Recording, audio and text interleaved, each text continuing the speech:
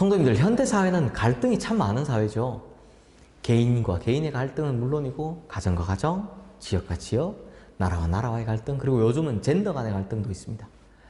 그리고 이런 갈등들을 보면 과거에는 정말 상상하지도 못할 일들이 요즘은 공동체와 개인의 갈등으로 비화되고 있는 걸 종종 볼 수 있습니다.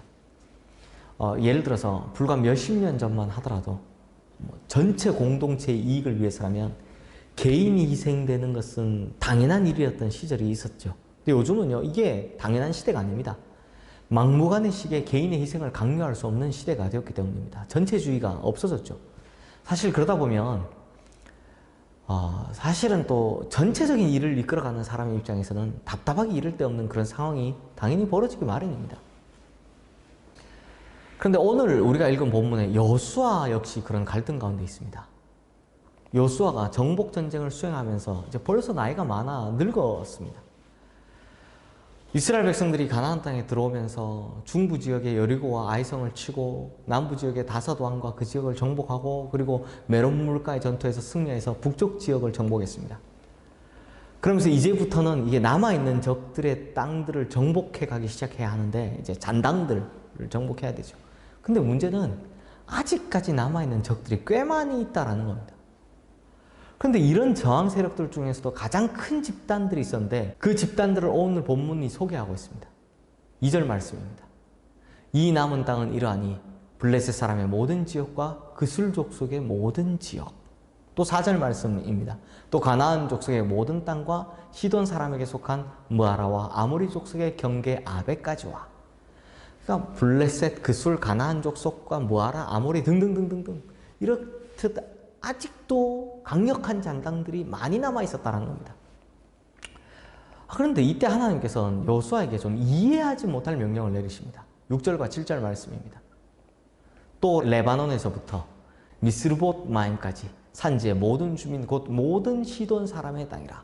내가 그들을 이스라엘 자손 앞에서 쫓아내리니 너는 내가 명령한 대로 그 땅을 이스라엘에게 분배하여 기업이 되게 하되 너는 이 땅을 9지파와 므낫세 반지파에게 나누어 기업이 되게 하라 하셨더라. 이전 모세에게 약속받기를 루벤, 갓, 므낫세 반지파는 이제 요단강 동편 땅을 분배해 준다고 했습니다. 그러니까 전쟁 끝나면 돌아가기로 했으니까 이 사람들은 그거야 당연히 그럴 수 있다고 치면요. 근데 문제는 정복한 땅뿐만 아니라 아직까지 정복하지 못한 땅까지를 다 포함해서 남은 지파, 9지파 반에게 땅을 분배하라고 하시는 겁니다. 그렇다면 성도님들, 땅 분배받는 지파 입장에서는 어떤 마음이 들까요? 우리 지파는 이미 정복된 땅을 받고 싶다. 이런 생각하지 않겠습니까? 당연하죠. 아직 가자마자 또 전쟁을 해야 되는 그런 것보다는 이미 정복한 땅 얻고 싶잖아요. 그런데 하나님께서는 아직까지 수중에 들어오지 않은 블레셋 사람의 땅이나 가나안 족속의 모든 땅까지 다 포함해서 그냥 땅 분배를 다 하라, 지금 하라라고 명령하신 겁니다.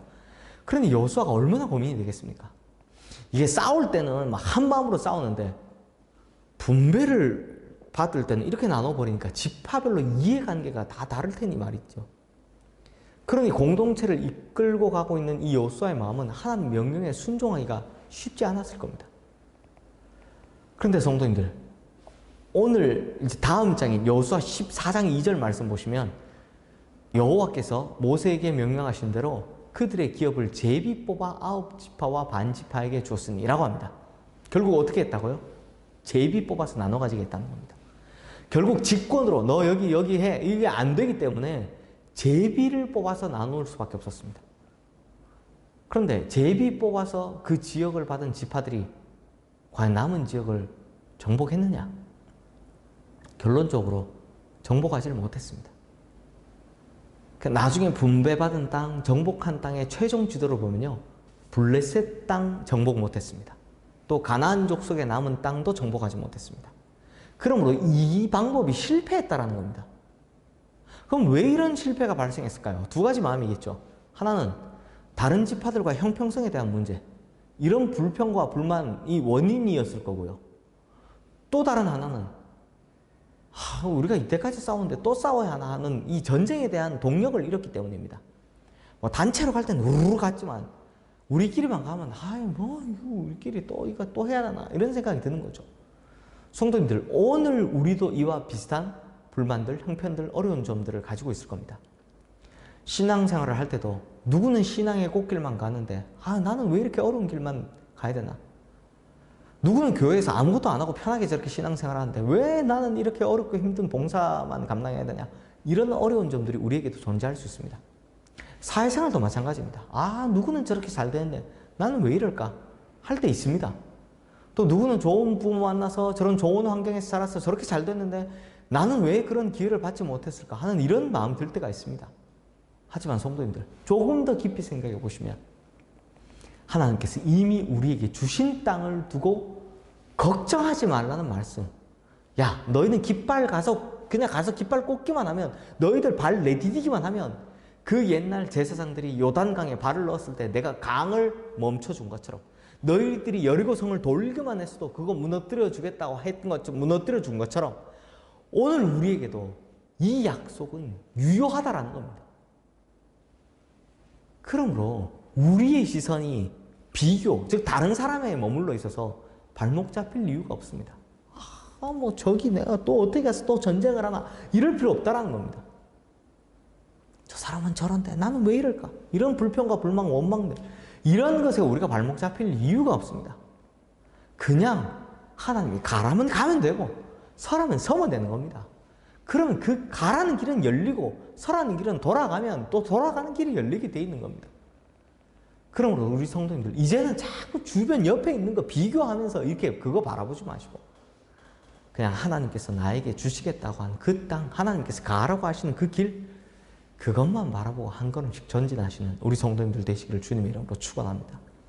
그렇게 불평과 원망의 소리를 잠재우고 하나님께서 인도하신 곳으로 나아가면 우리에게는요, 하나님께서 우리에게만 특별하게 주시겠다고 약속하신 그 약속의 땅을 바로 우리가 얻게 되고 밟게 될 줄로 믿습니다. 기도하겠습니다. 하나님 아버지, 비교하다 보면 불평이 생기죠. 저 사람은 저렇게 좋은 거 가졌는데 나는 왜 이럴까? 저 사람은 저렇게 좋은 환경을 타고났는데 나는 왜 이럴까? 그러나 하나님, 우리가 바라봐야 할 것은 그런 주변이 아니라 하나님께서 내게 주시겠다라고 하신 약속의 땅입니다. 결국 이스라엘 백성들이 이런 문제 때문에 가나안 땅을 완전히 정복하지 못했던 것처럼 주님, 우리가 괜히 주변 바라보고 불평불만하고 비교의식 가졌다가 하나님께서 우리에게 주신 약속의 땅을 가지지 못할까? 그 약속을 그르칠까 걱정이 됩니다. 주님, 그러므로 이제 옆을 바라보는 게 아니라 하나님께서 약속하신 앞만 바라보고 걸어가는 우리 성도님들 다 되게 하여 주시옵소서. 약속만 보고 걸어갈 때 결국 그 약속은 이루어진다는 걸 믿고 가는 우리 성도님들 되게 하여 주셔서 나중에는 하나님의 명령에 순종한 모든 성도님들이 약속의 땅을 차지하는 역사가 일어나게 하여 주시옵소서. 예수 그리스도 이름으로 기도드리옵나이다. 아멘.